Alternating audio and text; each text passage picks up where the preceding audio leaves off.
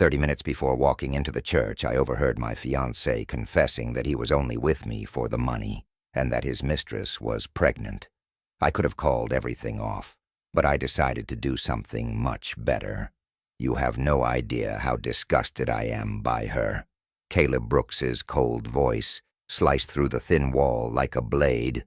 Every kiss, every I love you, it's all an act. She's so naive, she doesn't even notice. My stomach dropped.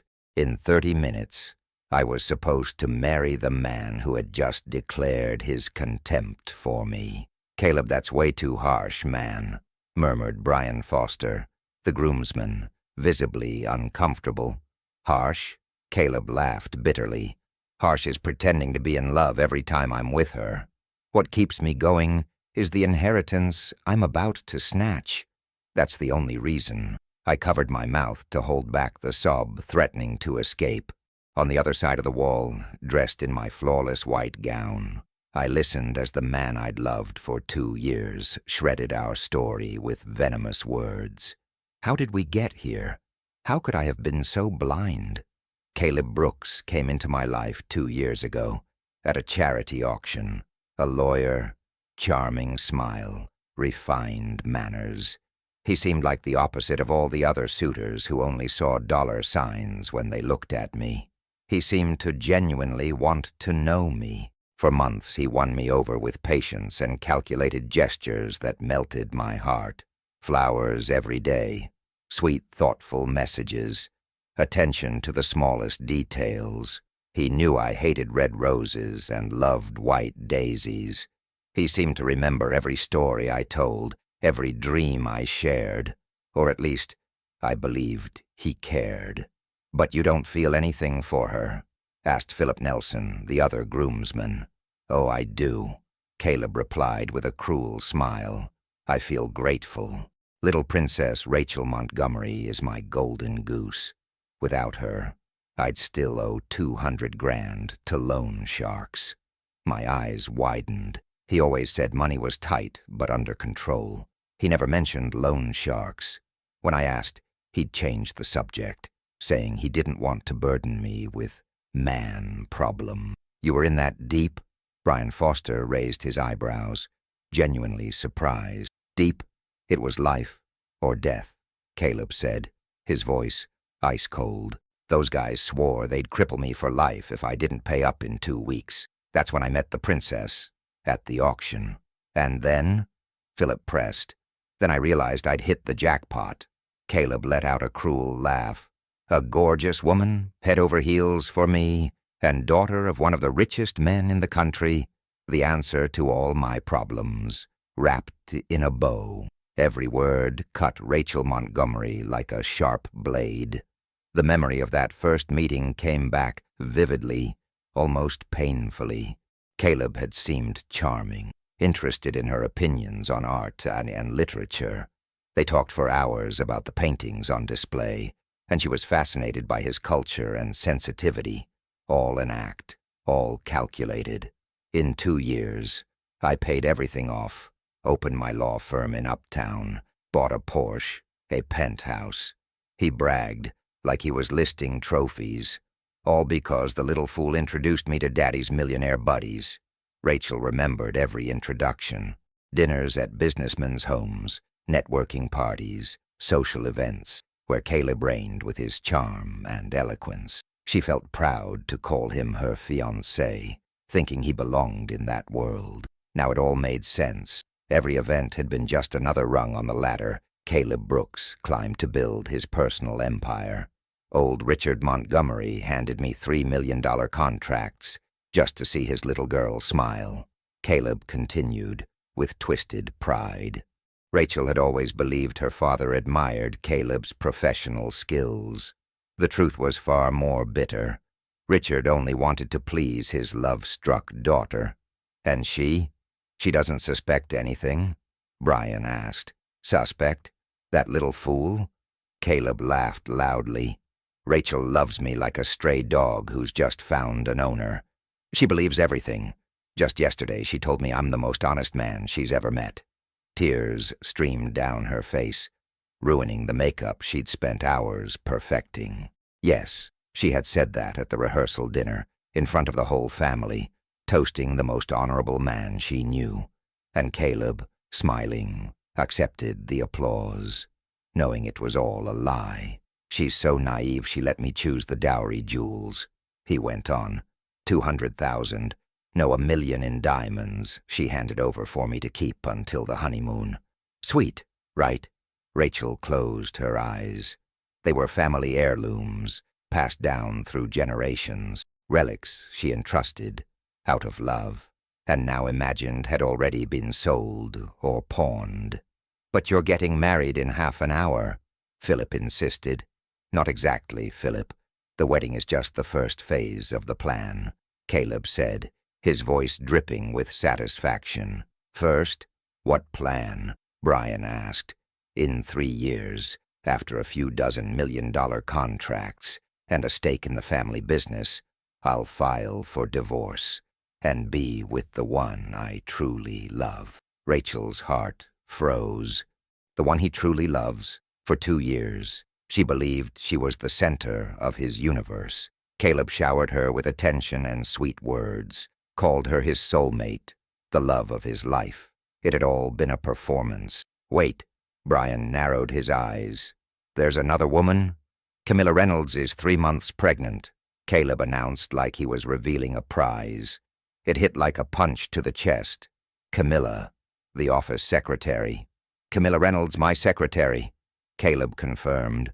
"You saw her at the opening. Brunette, model body, red dress." Rachel remembered clearly. At the launch party, she'd interpreted Camilla's look toward Caleb as mere professional admiration. How blind she'd been. Now the pieces fit.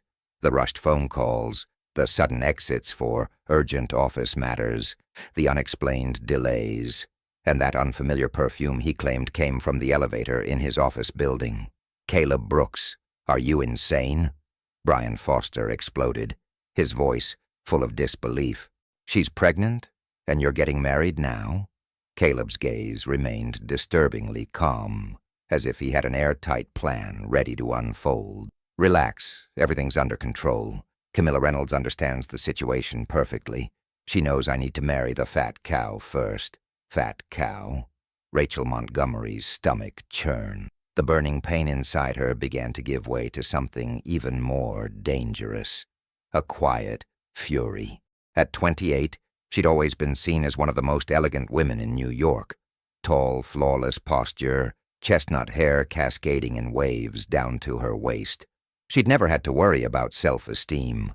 Caleb constantly told her she was the most beautiful woman he'd ever seen. Lies.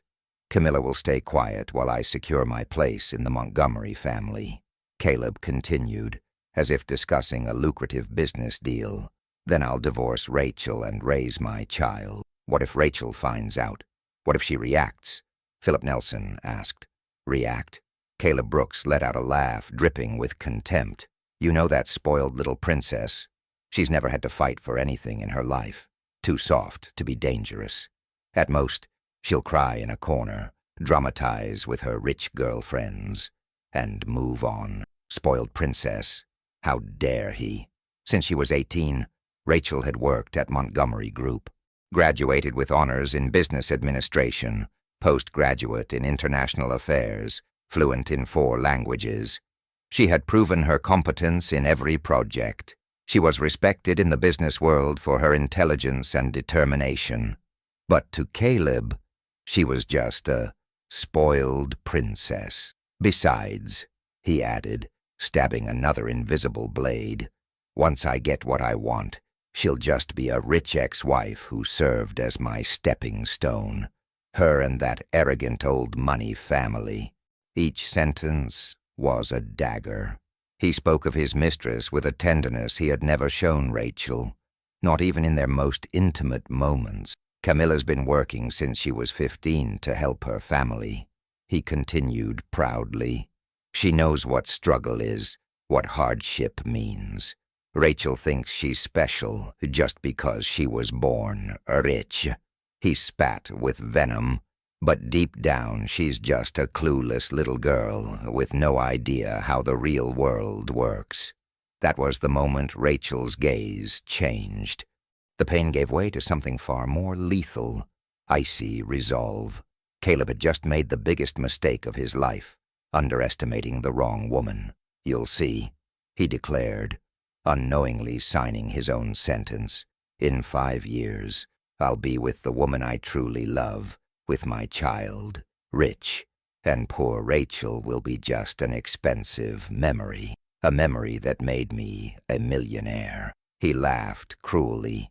"The best investment I ever made. 2 years of fake love for $15 million in contracts." Rachel wiped her tears and stared at her reflection.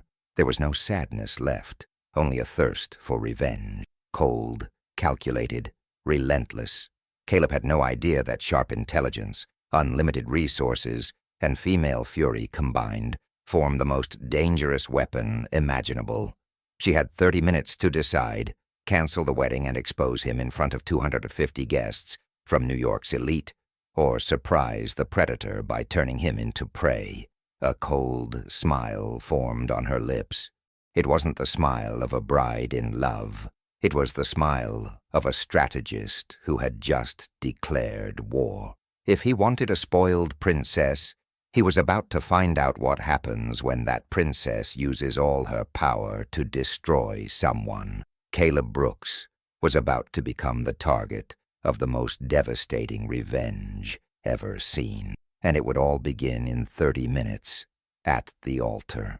Rachel picked up her phone and typed, "Dad, I need to talk to you. Urgent. Before the ceremony." The war had begun. On the other side of the church, Richard Montgomery was adjusting his tie when his phone buzzed.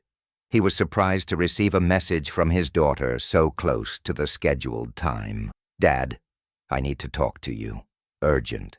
Before the ceremony." The business instinct he had cultivated over 4 decades kicked into high alert. "On my way," he replied, already leaving the main hall and walking briskly toward the bridal suite. On the other side of the wall, Caleb Brooks continued spewing his venomous conversation, unaware of the storm his words had unleashed. "The best part is that after the wedding, I'll have power of attorney to sign contracts in her name," he said, with a low, calculated chuckle. "Old Richard Montgomery already set everything up so I can handle the family's affairs while we're on our extended honeymoon in Europe." "Power of attorney?" Philip Nelson raised his eyebrows. 3 months in Europe, my friend. 3 months with full access to the family's business, while they think I'm taking care of everything like the perfect son-in-law." Rachel Montgomery felt a chill crawl up her spine. That long trip had been Caleb's idea. He'd talked endlessly about strengthening their bond before taking on more responsibilities at Montgomery Group, and she'd eventually convinced her parents. "And what about Camilla Reynolds? What happens to her while you're away?" Brian Foster asked. "Oh, Camilla's going to visit family for those 3 months?" Caleb made air quotes, dripping with irony. "Actually, she'll be staying in an apartment I rented in Aspen, resting during the pregnancy." "Caleb, this is insane." Philip Nelson shook his head. "You're playing with fire." "Playing? I'm playing chess," he replied arrogantly. "In 3 years, once I divorce Rachel, I'll have siphoned off enough to secure my future, and Camilla's." The word siphon sliced through the air like a blade. Rachel's blood ran cold. He was planning to steal from her family's company. "What do you mean, siphon?" Brian pressed, visibly uneasy. "Brian, come on. You think I'm staying married to that little princess for fun?" Caleb laughed coldly. "I'm going to use every day of access to the business to transfer small amounts overseas. Nothing flashy, just enough to guarantee a few $1,000,000 and start my new life." A few million. Rachel had to lean against the wall. He didn't just want to use the marriage for connections. He wanted to drain a fortune. The door opened slowly, and Richard Montgomery stepped in. One look at his daughter's face told him something was wrong. Tears streamed down her cheeks, ruining her flawless makeup. But they weren't tears of emotion. They were tears of devastation. "Rachel, what happened?" he asked quietly, closing the door behind him. She pointed to the wall, where the voices were still dripping with venom. "Listen," she whispered. "Naive little Rachel trusts me so much, she won't even question the transactions. She thinks I'm a business genius." Caleb mocked. Richard's expression shifted. The fatherly concern gave way to the cold calculation of a man who had built an empire. "How long has this been going on?" he murmured. "About 10 minutes. Dad, he doesn't love me. He just wants our money, and he has a pregnant mistress." The words came out trembling, but each syllable hit her father like a punch. "And there's more," Caleb continued. "The best part is that Rachel's going to sign over 50% of her assets to me as a sign of trust. It was her idea." Rachel closed her eyes. It was true. In her excitement, she had suggested putting half of their assets in both names as a symbol of unity. Caleb had pretended to hesitate, just to seem uninterested in the money. 50%? Philip nearly choked. "We're talking millions, and she'll sign everything after the civil ceremony as proof of our eternal love," Caleb said, mocking her voice with cruel sarcasm. Richard clenched his fists. He'd dealt with con artists before, but never one who'd gotten this close. "Dad," Rachel pleaded, "what do I do? Do I cancel? How do I explain this to 200 guests?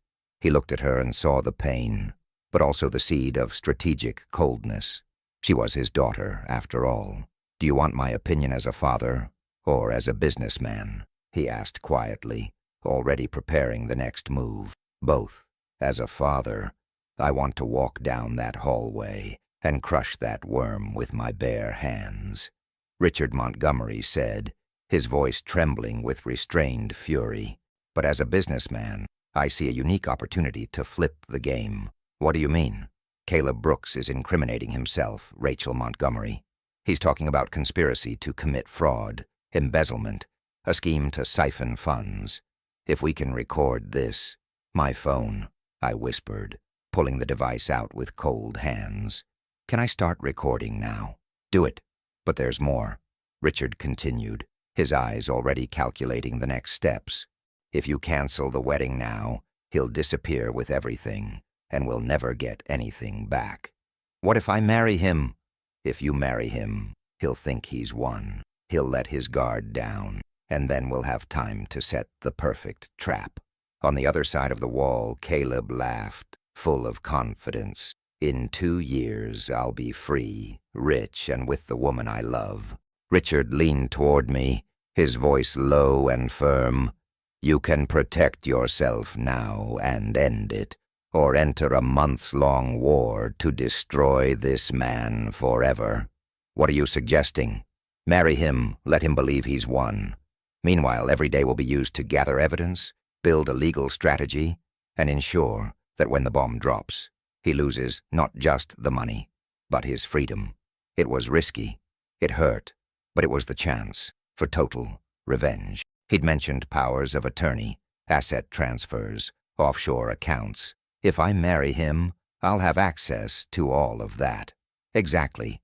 And as his wife, you'll have rights you wouldn't have as his fiancée." "But Dad, that means living with him, pretending I don't know anything. You're my daughter. You've got a businesswoman's blood. If anyone can play this game and win, it's you." On the other side, his laughter pierced the air. "I can't wait to see the princess's face when she finds out she was just a stepping stone to my success." Something shifted inside me. The pain turned into a cold, almost lethal determination. "I'm going to marry him," I said firmly. "I'll let him think he's won, until the day I destroy his life in a way he never saw coming." "Are you sure?" "Absolutely. He wants to play dirty. Let's play, but by my rules." I activated the recording and pressed the phone against the wall. Every word he spoke became ammunition. "Dad, cancel today's asset transfer." "Already considered." and hire the best private investigator you can find, someone like Marcus Nolan.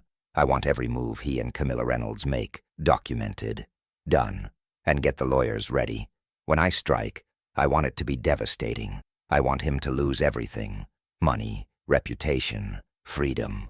Richard smiled for the first time that night.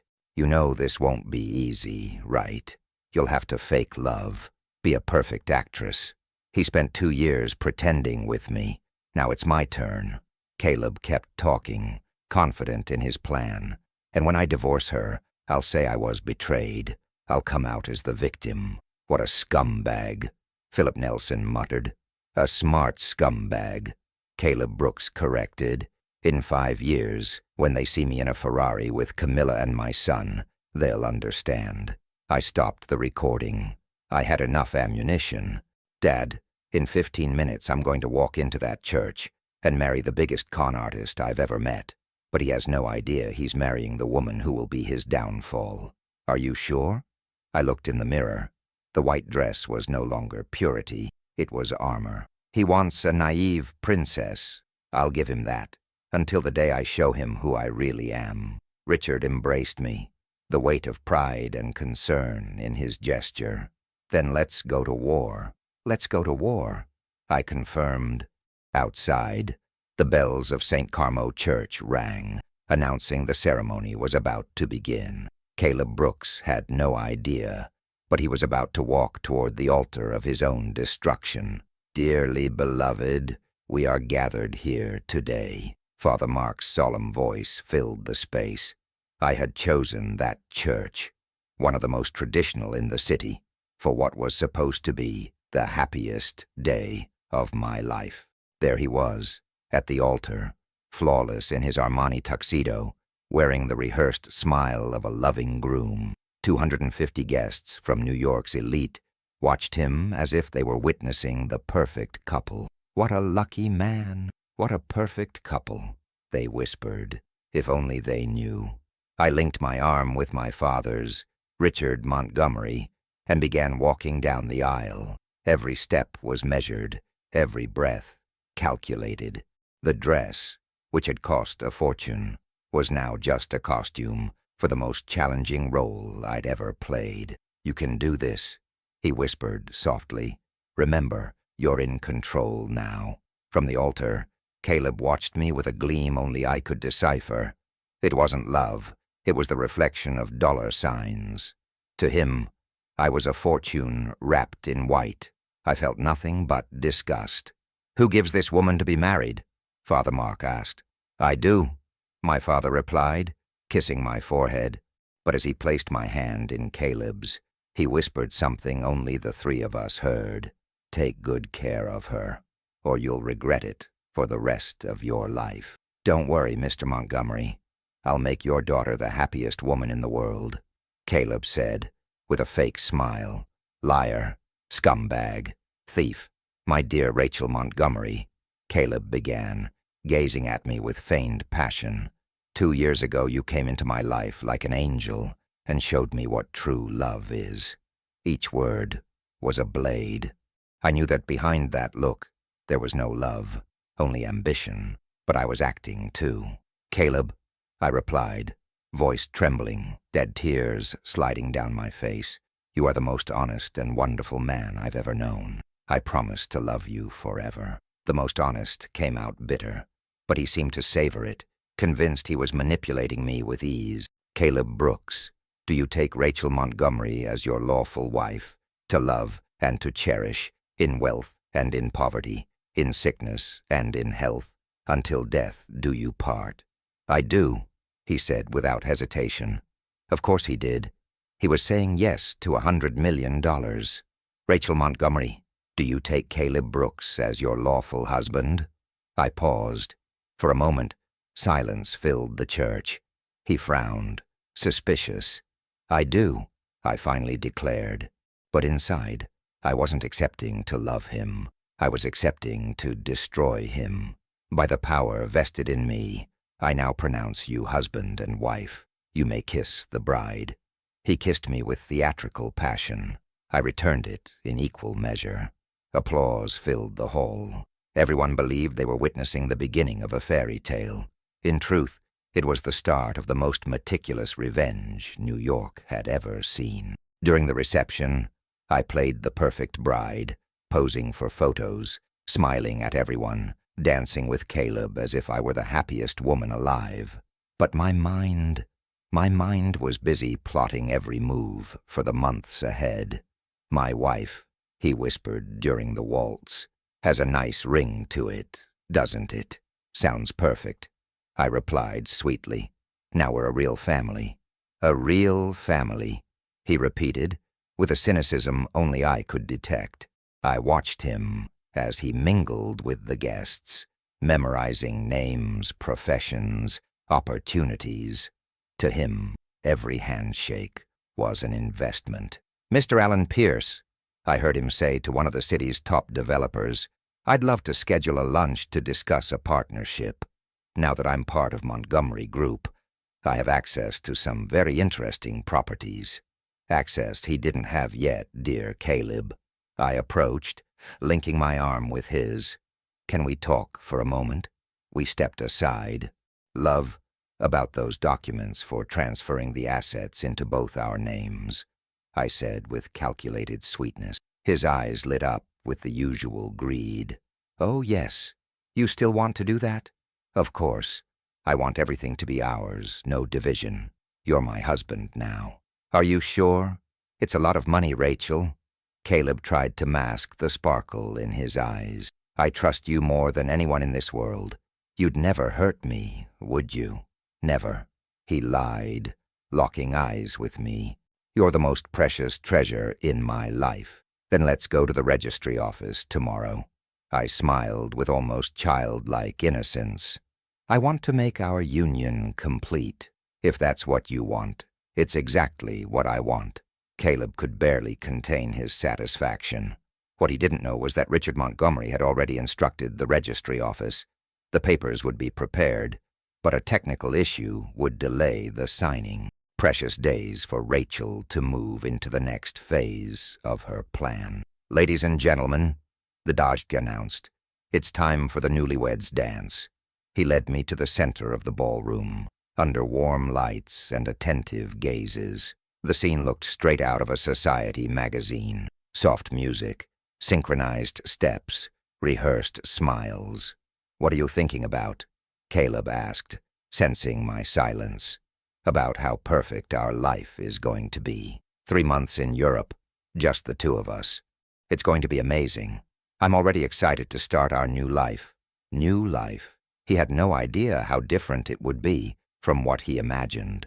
While cutting the cake, Rachel spotted a brunette woman near the entrance, Camilla Reynolds, the mistress, the one now carrying his child. For a moment Rachel felt pity, but it vanished quickly. Camilla knew Caleb was engaged when she got involved with him. She knew she was destroying a relationship. She was about to taste her own poison. "Rachel, did you see that woman?" Vanessa Price, bridesmaid and close friend, whispered. "What woman?" "Brunette, blue dress, near the door. She's looking at you two in a weird way. Must be someone Caleb knows. He knows a lot of people," Rachel replied naturally. If Vanessa only knew that this acquaintance was 3 months pregnant. The party went on into the early hours. Caleb toasted, laughed, bragged, receiving congratulations like a king who believed he'd conquered his kingdom. "My love," he whispered in her ear as they said goodbye to the last guest. "I can't wait to get to the hotel." The presidential suite was ready, another luxury detail he believed he had earned. "Me too," Rachel replied, brushing her lips against his. Our first night as husband and wife. In the car, Caleb was euphoric. "Everything was perfect, don't you think?" "Perfect," she confirmed. "Especially your vows, so sincere." "Oh, they came straight from the heart." He lied again. "Can I ask you something?" "Of course, love. Do you really love me? Not for the money, not for the family, but for me?" At the red light, Caleb put on his best devoted man expression. "Rachel, you mean everything to me. I'd love you even if you were poor." Lie, lie, lie. "That's good. She smiled. Because sometimes I worry people only get close because of what I can offer. Don't ever think that. You're amazing, no matter what. If she were poor, he wouldn't have looked twice. At the hotel, Caleb carried her in his arms to the suite. "Welcome to our honeymoon, Mrs. Brooks," he said, kissing her. Mrs. Brooks, a name she already despised. He began kissing her neck, but Rachel closed her eyes. For a moment she imagined what it would be like if everything were real, if there were no lies, no betrayal, no dirty schemes. But the memory of the words she'd heard hours earlier burned in her mind. "You have no idea how disgusted I am by her." "Caleb," she called softly, pulling away. "What is it?" "I'm exhausted. It's been a long day." "Of course, love. I totally understand." He didn't notice a thing, tried to keep his composure, but the frustration was written all over his face. "Do you mind if we shower separately tonight? I just want to relax alone." "No problem. I'm just going to check some office emails." "Perfect." While he buried himself in corporate messages, Rachel Montgomery was already visualizing the first phase of her investigation. Locked in the bathroom, she finally let the tears fall. Not from sadness, but from pure rage. Rage for being deceived, for wasting 2 years beside a fraud, for believing every sweet word he whispered, and above all, for him thinking he was clever enough to fool her forever. Caleb Brooks had just sealed his own fate, and Rachel could hardly wait to begin his destruction. 3 weeks after the wedding, Caleb was riding a wave of euphoria. The honeymoon in Paris was everything he'd dreamed of, not for the romance, but for the deals he was closing remotely, while Rachel strolled past the windows of the Champs-Élysées. Staying at the luxurious Hotel Plaza, $15,000 per night, he relished every detail paid for by his naive wife, who slept beside him every night. "Love, aren't you coming with me to the Eiffel Tower?" Rachel asked, adjusting her Chanel coat with calculated grace. "I'll stay here, finishing some office stuff," Caleb replied, not even looking up from the expensive laptop she'd gifted him for their honeymoon. "You go enjoy yourself. Tell me all about it later." Rachel smiled, sweet as honey. "Of course, darling. Business first, right?" If he were paying attention, he might have caught the subtle irony in her tone, but he was too busy calculating the profits from $3 million contracts closed using the Montgomery name as a trust token. As soon as she left the hotel, Caleb let out a satisfied smile. 3 weeks and over 2 million reais in his pocket. The plan was exceeding all expectations. He grabbed his phone, and as he did every day, called Camilla Reynolds. "Hi, my love," he said, with a tenderness he'd never shown his wife. "Caleb, I was waiting for your call." Her voice sounded sweet. "How's the trip?" "Absolute boredom," he replied bluntly. 3 weeks, pretending I'm in love with that spoiled little princess. I can't wait to come back and hold you." "And her? Does she suspect anything?" "Suspect? Rachel lives in a fairy tale." He laughed, cruelly. "Yesterday she thanked me for being the most attentive husband in the world. If she only knew that while she slept, I was sending you love messages." Camilla laughed, too. "Poor thing. She doesn't notice anything?" "Nothing. These rich people live in a bubble. They think everyone's as honest as they are. And the business? Better than I expected. I closed 3 deals just this week, using Richard's connections. He gave me full authority to represent Montgomery Group in international negotiations. I'm making a fortune." "Perfect, love. The faster you build capital, the sooner we can be together and raise our family. 2 years, tops. I'll have enough in offshore accounts to divorce her and be with you and our child publicly." What Caleb didn't know was that Rachel was listening to every word. She hadn't gone to the Eiffel Tower. She'd returned to the hotel minutes later, through the service stairs she'd discovered early on, and now stood just outside the suite door, recording everything with crystal clarity. "How's our baby?" Caleb asked, with a tenderness he'd never used when speaking to her. Growing well. I had an ultrasound on Monday. Want me to send the picture? Of course. I can't wait to meet my child. Caleb, sometimes I get scared. Scared of what, my love? What if Rachel finds out? What if she doesn't accept the divorce quietly? Rich people have power. They could hurt us. Caleb laughed, loud enough to echo down the hallway. Camilla, you don't know that girl. She's soft as a marshmallow. She'll cry, make a scene, and give in. Rich people hate scandal. Are you sure? Absolutely. Rachel was raised to be a porcelain doll on display. She doesn't even have the guts to fire a maid. Imagine standing up to me. Rachel clenched her fists so tightly, her nails dug into her palms. Porcelain doll. How dare he? Besides, Caleb Brooks continued, each word another nail in his own coffin. When I file for divorce, I'll play the misunderstood victim. I'll say I found out she's possessive, controlling, that she wants to use me as a luxury accessory in her family's business. Isn't that a bit too cruel? Camilla Reynolds asked. Cruel? Caleb laughed with a contempt that made Rachel Montgomery shudder. Cruel is having to kiss her every day, knowing you're the only woman I truly love. Rachel's phone recorded every syllable with perfect clarity.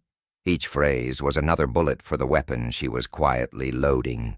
Camilla, I love you so much it physically hurts sometimes, he said, with a passion he'd never shown Rachel. Not even in the beginning. You're the only real woman I've ever met. Not like that artificial princess, obsessed with manicures, pedicures, massages, expensive dresses, and other rich girl nonsense. I love you too, and our baby will grow up loving you as the amazing father you are. I can't wait for us to be a real family, far away from this ridiculous farce. In 2 years, tops, I'll be rid of her. I just need to gather about $5 million before I make the final move. That'll secure our future, and the baby's. Isn't it risky to steal that much? She hesitated. Steal is such an ugly word, love. I prefer to call it compensation for the psychological damage of pretending to be in love for 2 years. He replied, venom in his voice. Rachel ended the recording, tucked the phone away, and walked to the hotel lobby. She stayed there for 15 minutes, breathing deeply, taming the rage before heading back up to the suite. When she entered, Caleb was at the laptop, typing something she knew, deep down, was for Camilla. How was the Eiffel Tower? He asked, eyes still glued to the screen. Absolutely beautiful, she lied, with trained sweetness. But I got really homesick and missed being close to you, so I came back, so we could enjoy the evening together. How sweet, he said with a fake smile, secretly annoyed by the interruption. I missed you too. Liar. He just wanted to get back to his performance as the perfect husband. Caleb, can I ask you something really honest? Of course, love. Are you truly happy with me? Really happy? He stopped typing, lifted his face, and crafted the most convincing expression he could muster. Rachel, you're the woman of my life. I've never been as happy as I am with you. It's just, sometimes I feel you're distant. Distant? What do you mean? It's like your mind is always somewhere else. Business, your phone, your computer. Anywhere but with us. Caleb stood and hugged her, a gesture so rehearsed it could win an award. I'm sorry, my love. I've just been working double to make sure we have an even more comfortable life.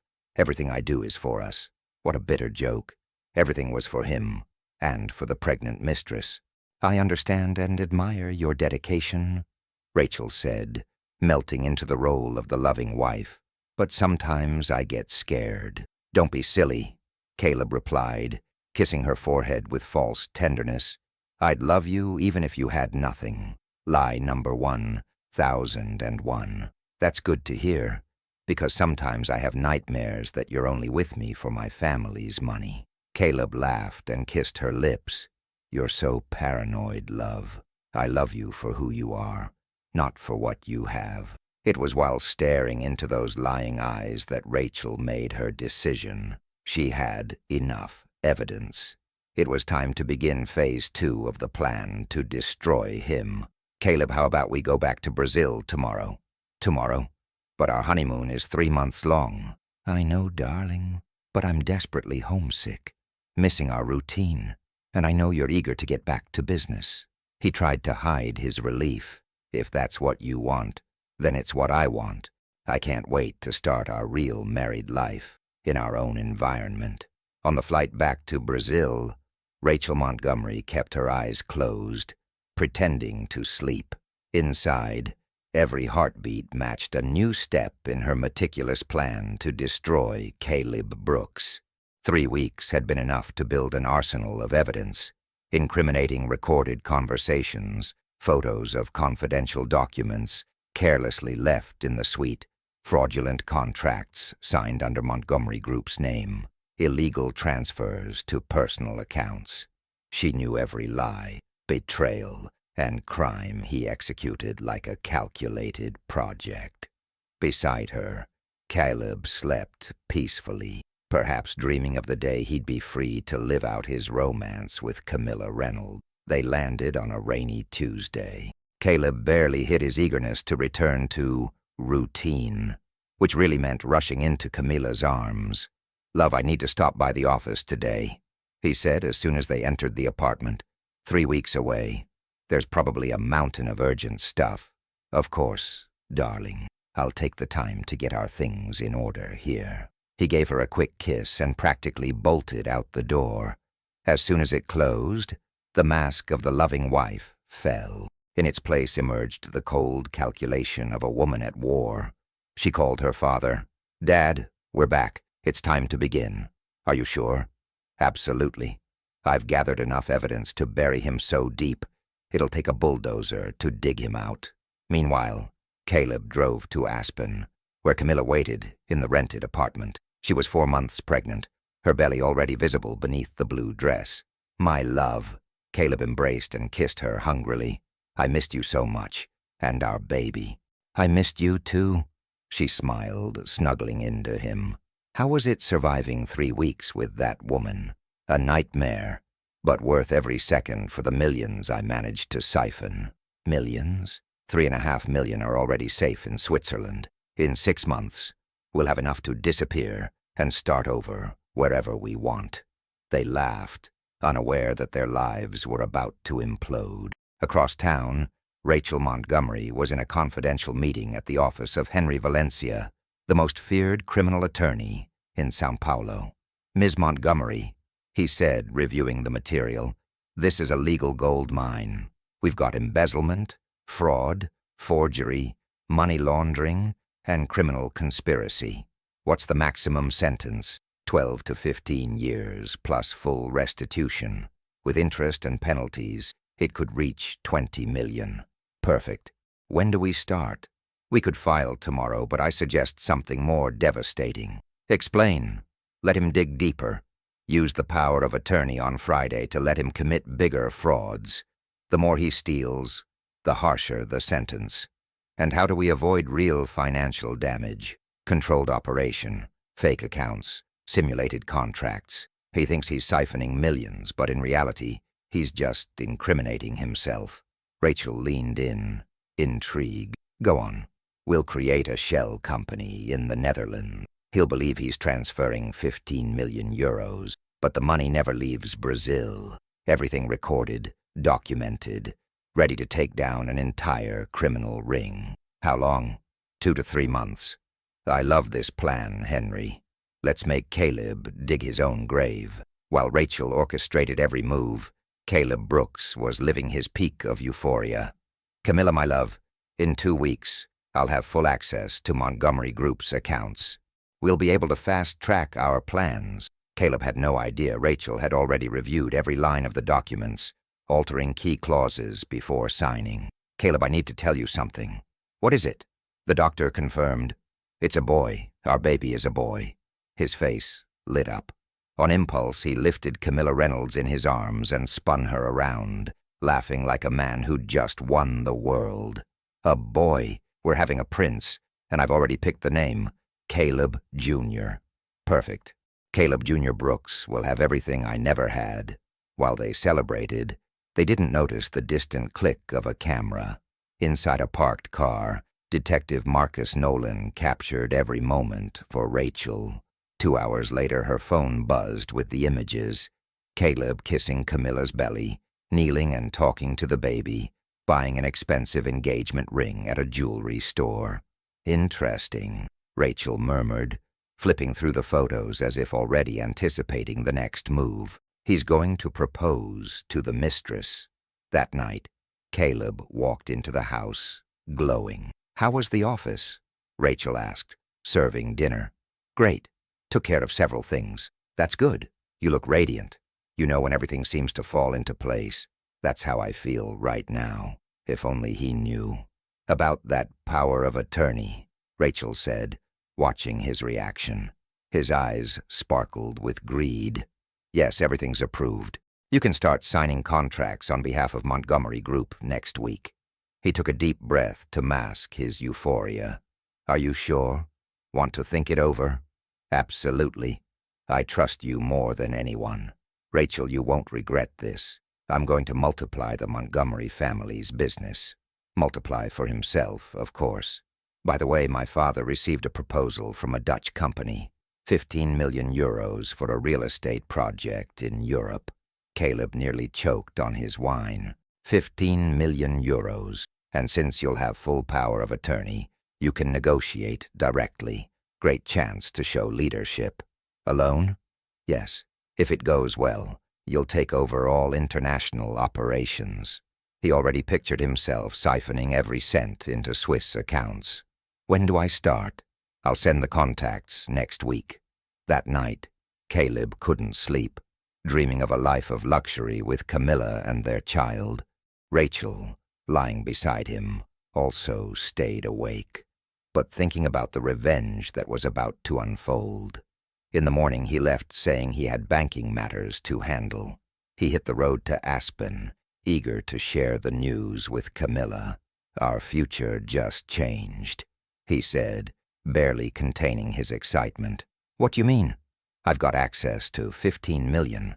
In a month, we're free." 15 million, Caleb. Isn't that risky? You don't get it. Rachel practically handed me the money. She's so naive she won't even notice. They had no idea every word was being picked up by the hidden microphone in the window. "And then?" Camilla asked. "I'll claim irreconcilable differences, file for divorce, marry you, and we disappear to Europe." "Are you sure?" "Absolutely. She'll want to get rid of me as fast as possible." Meanwhile, Rachel was at the bank. "Miss Montgomery," explained Gustavo Pierce, "the account is ready. It'll look like an international transfer, but the funds will remain here." "Perfect. The statements will show whatever you want." "Great. I want my husband to see 15 million euros deposited when he logs in. It'll be done. Anything else?" "Yes. I want every access logged with date, time, and exact location." "No problem." I left the bank with a smile, only I understood. The trap was set. Now it was just a matter of waiting for Caleb Brooks to fall in on his own. That afternoon I called him. "Love, I have a surprise." "What surprise?" he asked from the apartment in Aspen. The Dutch firm moved up the negotiation. "You can make the first transfer today." He nearly lost his breath from excitement. "Today?" "Today. I've already sent all the account details to your email."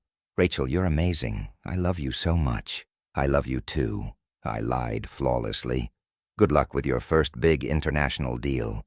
As soon as he hung up, Caleb rushed to open the email. There were all the details of the Dutch account, where, according to him, he'd deposit the 15 million that would guarantee his freedom.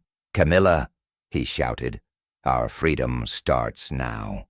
2 hours later, Caleb executed the transfer of 15 million euros, believing he was making the smartest move of his life. In reality, he had just signed his own prison sentence. On the other side of the city, I received confirmation that the transaction had been completed and properly documented. "Henry Valencia," I said over the phone to my lawyer. "He took the bait. Perfect. Now we've got him on aggravated fraud. Caught red-handed. 15 years behind bars, guaranteed." "When do we strike?" "Let's give it another week." Let him dig himself deeper, make a few smaller moves. By the time we're done, he'll be so buried in evidence not even the best lawyer in the country could save him. I hung up and stared out the window. Down below, São Paulo moved at its usual pace. People working, fighting honestly for their dreams. Caleb had chosen the dirty shortcut, and now he'd pay the highest price, losing absolutely everything. A week after the €1 million transfer, he was at the height of arrogance. Convinced he'd pulled off the perfect scam, he was already plotting how to get rid of me for good. That Friday, he woke up cheerful. It was the day he'd make the divorce official and begin his new life with Camilla Reynolds. "Love, I need to talk to you about something important," he said, over breakfast. "Of course, go ahead," I replied, serving Eggs Benedict, a dish I'd learned to make just to please him. "I've been thinking a lot about our marriage, about our future." I feigned concern. "Did something happen?" "Not exactly, but I think we've grown in different directions." "What do you mean?"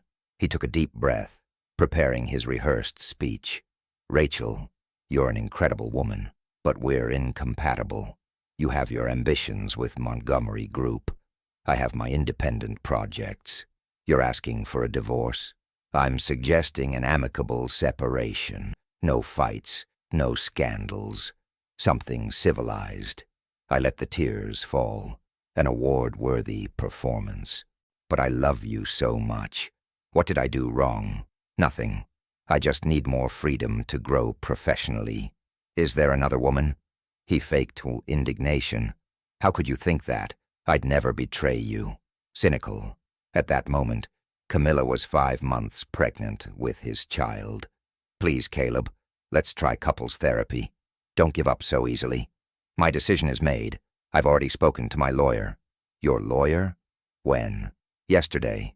He said if there's no contest, we can settle everything quickly." I stood up, pretending to be devastated. "I need time to process. I'll spend a few days at my parents' house." "I think that's a good idea," he said, barely hiding his relief. "Just promise me one thing." "What?" "That you won't touch any of our assets until we talk. I need to understand the financial situation before signing anything." "Of course, love. I won't touch anything." A lie. He'd already sent another $2 million to offshore accounts the previous week. Rachel Montgomery left the house with a suitcase in hand, perfectly embodying the heartbroken, abandoned wife. Caleb Brooks barely hid his smile as her car turned the corner. Free. Finally free to accelerate the final phase of his plan. As soon as she was out of sight, he grabbed his phone and dialed Camilla Reynolds. "My love, I did it. I asked for the divorce." "Really? And how did she react?" "Exactly as I imagined. She cried, begged, but in the end, she accepted. In 2 weeks, we'll be free." "I can't believe it. We'll finally be together for real. And there's more. She left the house. We've got the apartment all to ourselves for the next few days." "Caleb, isn't that risky? What if someone sees us? What difference does it make? In 2 weeks, everyone will know anyway." What Caleb didn't know was that Rachel hadn't gone to her parents' house. She was staying at a hotel just 5 blocks away, coordinating the final blow that would turn his life upside down. "Henry Valencia, he took the divorce bait. We can move." "Perfect. Federal police is ready. We've got search and seizure warrants, account freezes, preventive arrest, everything. And the IRS confirmed. He owes $15 million in evaded taxes. When do we execute?" "Monday morning. We'll catch him off guard. Henry, I want to be there when he's arrested." "Rachel, that could be dangerous. I want to see his face when he realizes he was fooled by a porcelain doll." That afternoon, Caleb opened the apartment door for Camilla. "It's even more luxurious than I imagined," she said, scanning the expensive furniture and artwork. "Soon, all of this will be ours," Caleb murmured, wrapping his arms around her. "Ours. But you'll make sure she gets nothing in the divorce, right?" "My love, you underestimate me. How much have you transferred so far?" 22 million reais so far, plus 15 million euros from the Dutch deal. We're millionaires, Camilla. They celebrated their victory in the same bed Caleb had once shared with Rachel. The irony was as cruel as it was invisible to them. At the hotel, Rachel watched every second on her laptop screen. The hidden security cameras she'd installed in the apartment recorded everything. Every gesture, every touch, every kiss, evidence for the divorce proceedings. At least I don't have to pretend I feel anything for that worm anymore, she muttered, closing the laptop firmly. Saturday and Sunday blurred into a haze of euphoria for Caleb Brooks. He and Camilla Reynolds lived like lovers without fear of tomorrow, laughing, exchanging caresses, picking baby names, weaving dreams of a luxurious life in Europe. "Caleb, do you think Rachel Montgomery will cause trouble?" Camilla asked, curled up on the couch Sunday night. "Impossible. She's too soft to fight. Besides, what can she do? She has no way to prove anything." On Monday morning, Caleb woke up early, excited to finish cleaning the accounts that day. At 7 sharp, he kissed Camilla and left, unaware he was about to live the last day of his life as a free man. At 8, while Caleb was at the bank, 10 federal police agents knocked on the apartment door. Camilla, still groggy and in her robe, answered. "Federal police. Search and seizure warrant. There must be some mistake. Are you Camilla Reynolds?" "I am. You're under arrest for conspiracy and money laundering." Camilla collapsed to the floor, unconscious. At the bank, Caleb smiled with satisfaction, finalizing the transfer of the last $2 million to Switzerland, when he felt a heavy hand on his shoulder. He turned and saw 2 men in suits flashing their badges. "Caleb Brooks." "Yes?" "Federal police. You're under arrest." "Arrested? Why?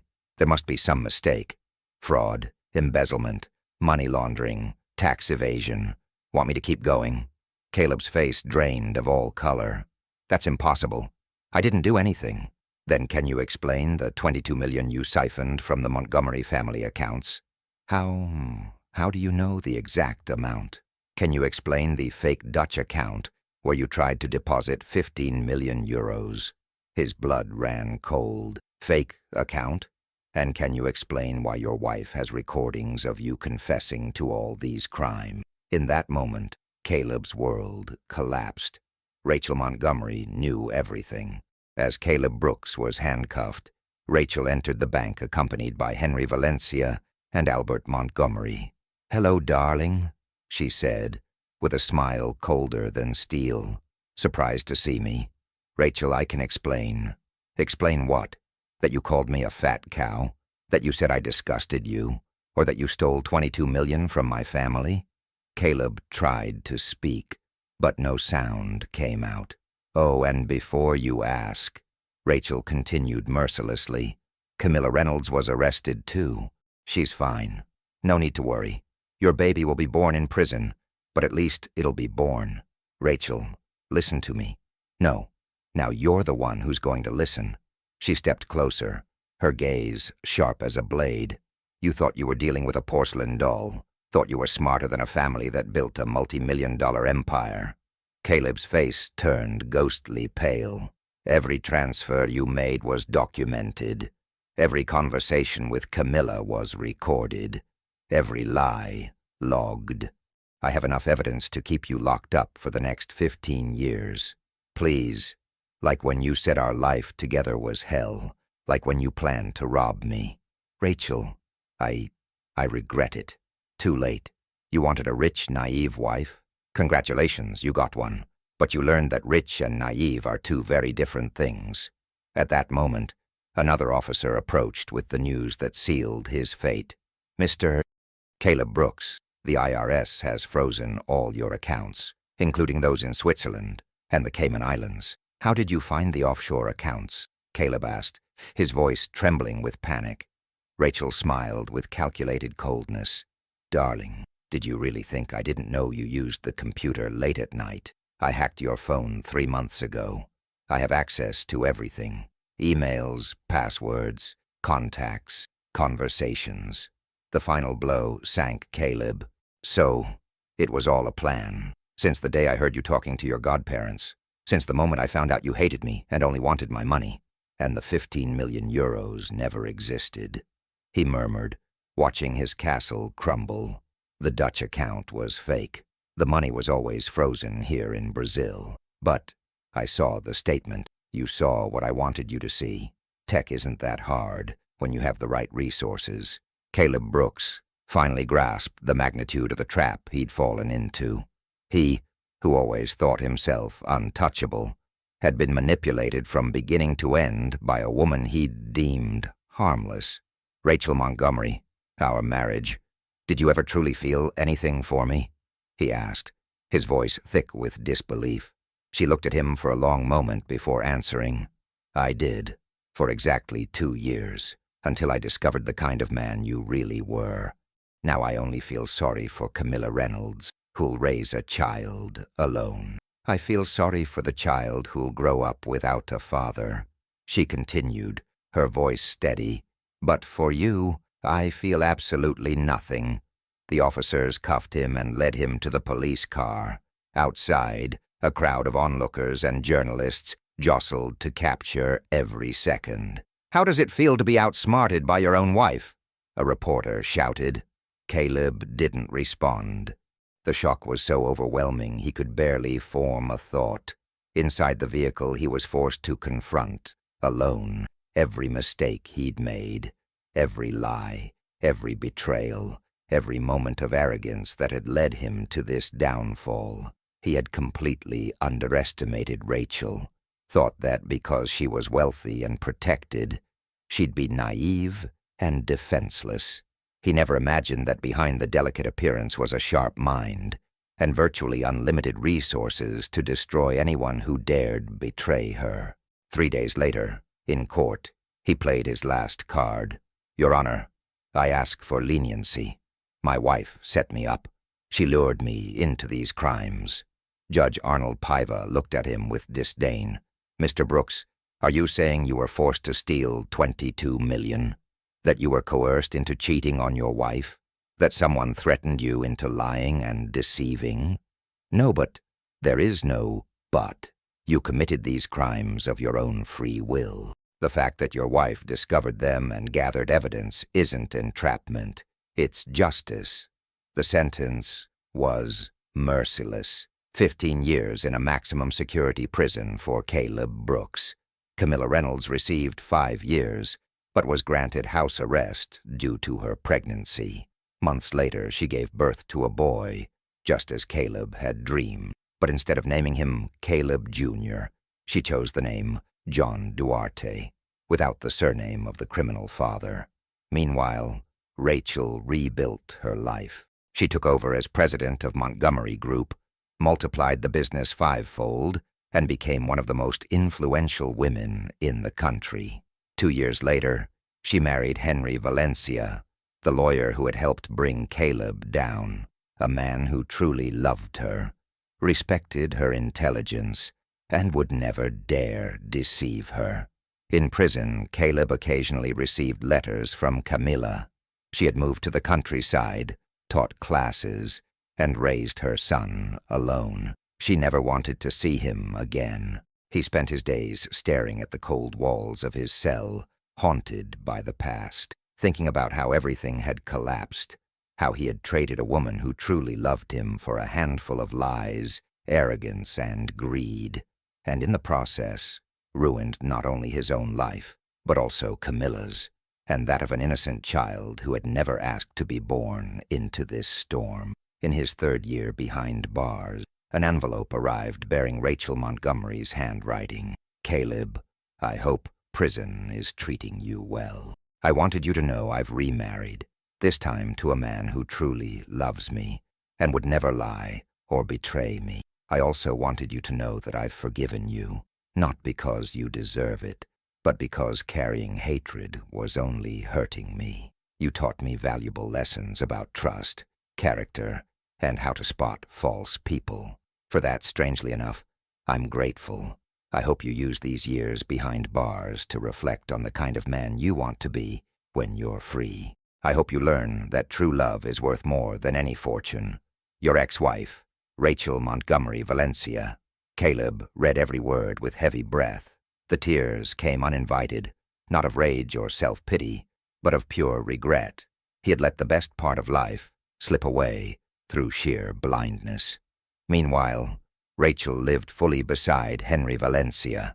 They had 2 children and built a home where respect, partnership, and honesty reigned. Sometimes she remembered Caleb, but without bitterness, only with pity for a man who chose the crooked path and paid the highest price. The revenge was complete, but deep down, what truly mattered was that Rachel had learned to distinguish real love from manipulation, and above all, she had found true happiness with someone who truly deserved her. And that's how this story ends. But the backlands and life still hold many more tales of betrayal, justice, and redemption, stories that will grip you from beginning to end. So before you go, make sure to subscribe and hit the bell so you don't miss the next chapter of this journey, because what comes next might be even more surprising than you imagine.